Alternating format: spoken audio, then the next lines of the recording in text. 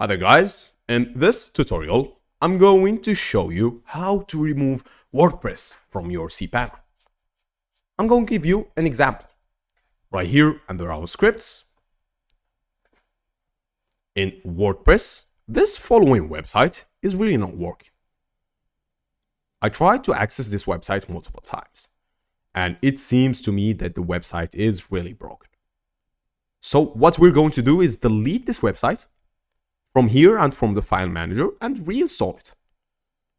So on the right corner, click on remove.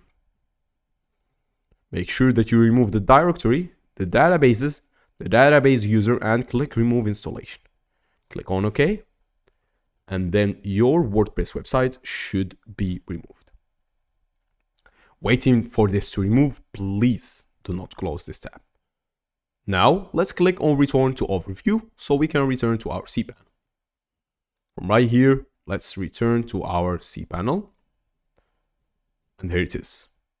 Now, let's make sure that our website has been successfully removed so we can have a fresh installation. Click on File Manager and search for your directory. If this is your directory, for example, make sure that you delete it.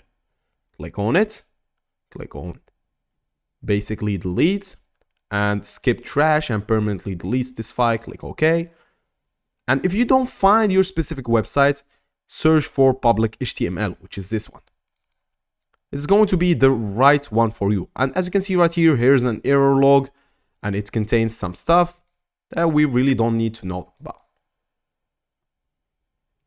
So let's go ahead, up one level, make sure that everything is deleted regarding just our domain name. And okay, let's go ahead. First of all, hit our domain name, see if there's something there, or if it says URL not found, that's good. Now let's click on it again, make sure it is deleted as I said.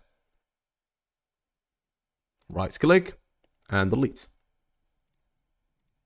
Now let's go back to our cPanel.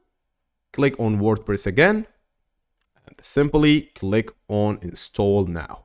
Choose the right domain name. Make sure it's HTTP. Leave the directory empty right here and basically hit the install button. Here your WordPress should be installed successfully and you will have no problems whatsoever.